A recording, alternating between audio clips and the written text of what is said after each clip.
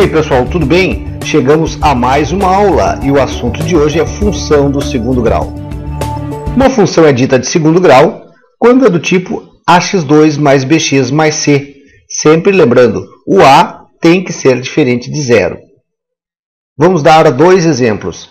f de x igual a x ao quadrado menos 2x mais 1, onde o a é igual a 1, o b é o valor que multiplica o x na 1, que é menos 2, e o c é o termo dependente 1.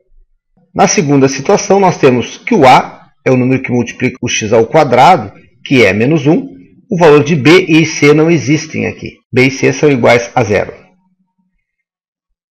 O gráfico de uma função do segundo grau, y igual a ax2 mais bx mais c, é sempre uma parábola. Ou com a concavidade voltada para cima, ou com a concavidade voltada para baixo. Propriedades do gráfico. O valor de a sendo positivo, a parábola tem um ponto de mínimo, que nesse caso nós chamamos de vértice. Se a é negativo, ou menor que zero, a parábola tem um ponto de máximo, que também denominamos vértice. O vértice de um gráfico tem duas coordenadas, x do vértice e y do vértice. Propriedade número 3. O vértice da parábola é o ponto xv,yv. xv, ou x do vértice, é menos b sobre 2a, que é o valor de x no ponto de inflexão. O y do vértice é o valor de y nesse ponto de inflexão. Então, y é menos delta sobre 4a. Lembrando que o delta é igual a b2 menos 4ac. Propriedade número 4. A parábola intercepta o eixo do x nos pontos de abscissas x' e x2', ou x1 e x2, que são exatamente as raízes da equação ax2 mais bx mais c. As raízes, então, corresponderão aos valores onde a função de segundo grau cortará o eixo do x.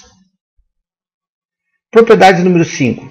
A parábola intercepta o eixo do y no ponto 0 e c, ou seja, no termo independente da função quadrática.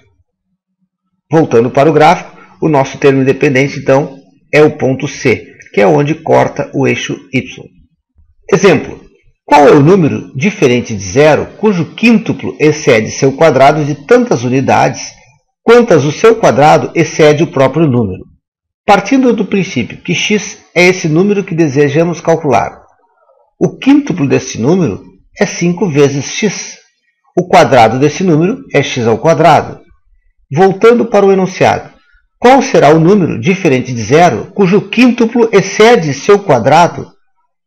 Então, o quíntuplo excede menos o seu quadrado de tantas unidades quantas o seu quadrado excede o próprio número x. Então, resolvendo essa equação, nós chegamos que 2x ao quadrado menos 6x igual a zero tem duas raízes. x' igual a zero, ou x1 igual a zero, x2' ou x2 igual a 3. Pelo enunciado, esse número é diferente de zero. Então, como resposta, nós temos apenas o número 3. Vamos para outro exercício. Determinar o valor máximo da função f de x igual a menos x ao quadrado menos 4x menos 3 igual a zero e esboçar o gráfico.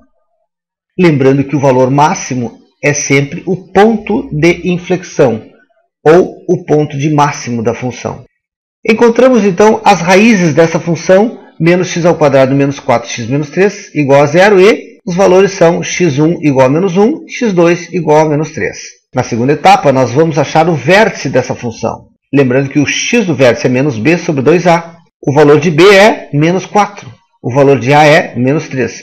Substituindo b e o a nessa expressão, nós chegamos que o x do vértice é menos 2. Agora, nós vamos calcular o y do vértice.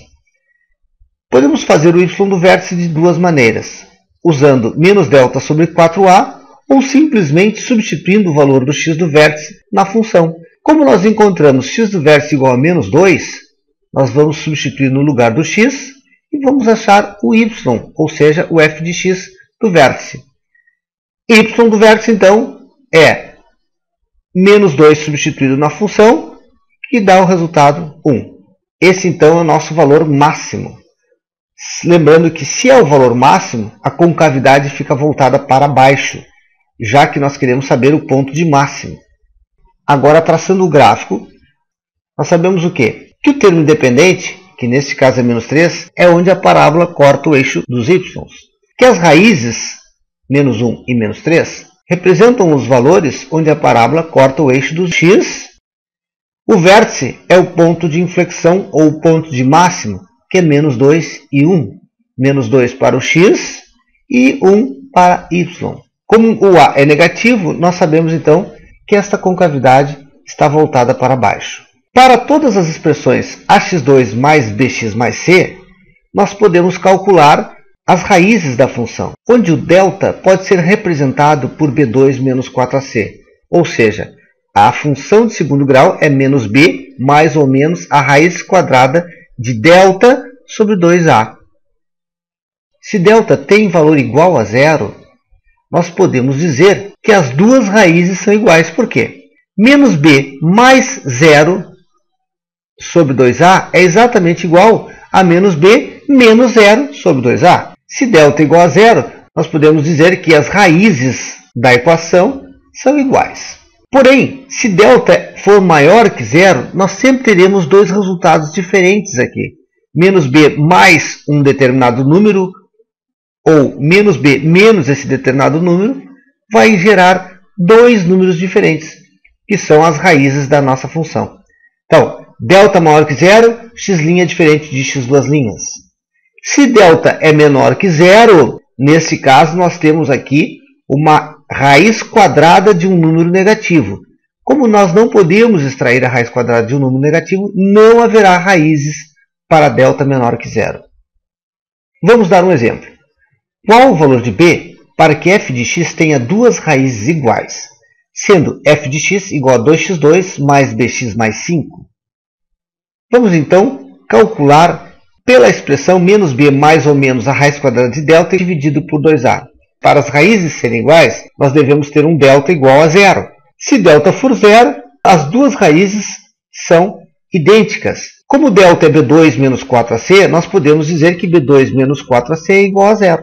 Então, b2, o b da nossa formulazinha, tem exatamente o valor que queremos saber. O a é 2 e o c é o termo dependente 5. Ao substituir os valores de b, a e c na expressão do delta igual a zero, nós chegamos que b ao quadrado menos 40 é igual a zero. Então, o b é 2 raiz de 10. Logo, o valor de b para que nós tenhamos duas raízes idênticas ou iguais deve ser 2 raiz de 10. Ok, gente, chegamos ao final de mais uma aula. Bons estudos e até a próxima!